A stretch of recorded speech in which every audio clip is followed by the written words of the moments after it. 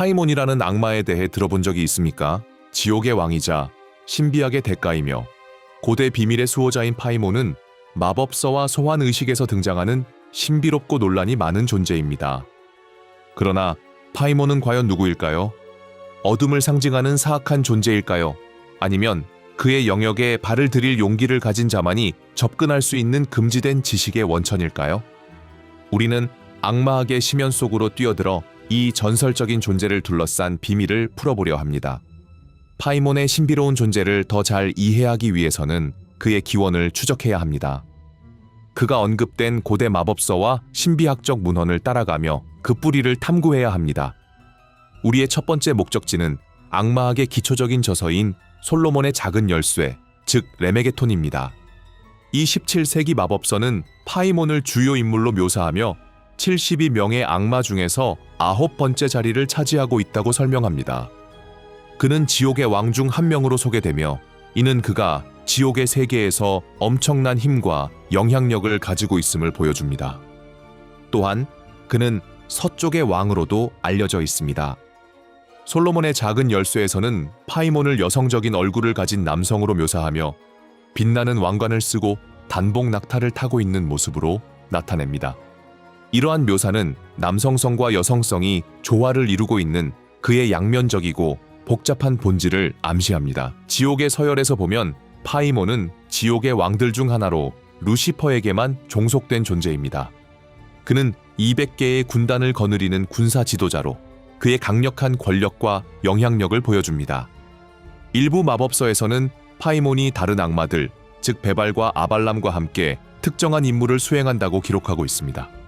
파이몬의 외형 역시 중요한 의미를 지니고 있습니다. 그가 쓰고 있는 왕관은 지옥에서 그가 가진 권위와 힘을 상징합니다. 일부 묘사에서 등장하는 여성적인 얼굴은 그의 이중성과 애매모호한 본성을 나타낼 수도 있습니다. 그가 타고 있는 단복 낙타는 그가 여러 차원과 세계를 넘나드는 능력을 상징하는 것으로 해석될 수 있습니다. 그렇다면 신비학을 연구하는 이들이 파이몬을 그렇게까지 찾는 이유는 무엇일까요? 그 답은 그가 부여한다고 알려진 능력에 있습니다. 마법서에 따르면 파이몬은 학문과 예술의 대가로 그를 소환한 자들에게 철학, 수사학, 음악, 그리고 모든 비밀스러운 것에 대한 깊은 지식을 전수할 수 있다고 합니다. 또한 그는 세상의 신비를 지키는 자로 땅, 바람, 물의 본질에 대한 숨겨진 비밀을 밝혀준다고 전해집니다. 파이몬이라는 이름의 기원은 여전히 불분명합니다. 일부 이론에서는 이 이름이 히브리어 단어 파아몬과 관련이 있다고 보고 있으며 이는 종이라는 뜻을 가집니다. 이는 아마도 그가 소환될 때 울리는 소리와 관련이 있을 가능성이 큽니다.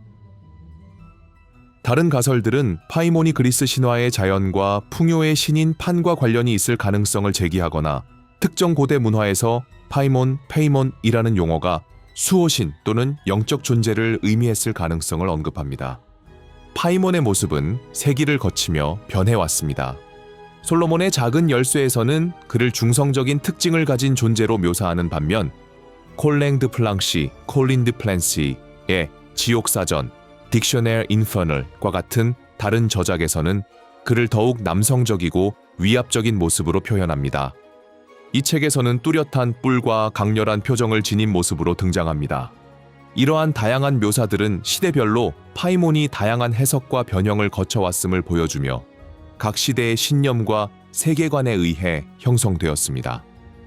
파이몬을 소환하는 것은 다른 모든 악마적 존재와 마찬가지로 복잡한 과정이며 강한 상징성을 지니고 있고 고대의 신비로운 전통에 뿌리를 두고 있습니다. 이런 의식 마법에 대한 지식을 담은 마법서들은 강력한 지옥의 왕과 접촉하는 데 필요한 의식과 절차를 설명하고 있습니다. 예를 들어 솔로몬의 작은 열쇠에서는 파이몬을 소환하기 위한 정교한 의식을 권장합니다. 마법사는 먼저 단식을 하고 기도를 하며 자신의 몸과 정신을 정화해야 합니다. 의식은 반드시 고립되고 신성한 장소에서 진행해야 하며 가능하면 달빛이 비치는 밤에 수행하는 것이 좋다고 합니다. 지옥의 힘으로부터 보호하기 위해 바닥에 수치나 분필로 마법진을 그려야 합니다. 그 안에는 의식에 필요한 도구들을 배치합니다. 여기에는 파이몬의 인장이 새겨진 도장, 악마를 상징하는 문양, 촛불, 향, 의식용 단검이 포함됩니다. 소환의식 자체는 고대 언어로 된 주문과 강령술의 낭독으로 이루어지며 파이몬의 주의를 끌고 그의 존재를 불러내는 역할을 합니다. 마법사는 흔들림 없는 태도로 단호하고 자신감 있게 서 있어야 하며 악마 앞에서 용기와 권위를 보여야 합니다. 의식은 철저한 정확성을 요구하며 작은 실수나 망설임도 심각한 결과를 초래할 수 있습니다. 잘못 수행하면 파이몬의 악한 영향력을 불러들이는 문을 열어줄 수도 있기 때문입니다. 마법서들은 또한 파이몬을 기쁘게 하고 그와의 협력을 쉽게 하기 위해 바쳐야 할 곡물에 대해서도 언급합니다.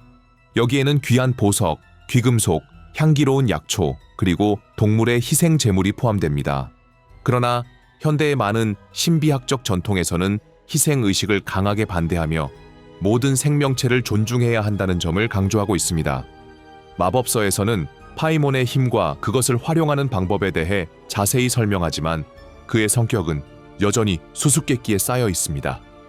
그는 일반적으로 자신이 지닌 힘과 지옥 내에서의 지위를 잘 인식하고 있는 자존심이 강하고 위압적인 존재로 묘사됩니다.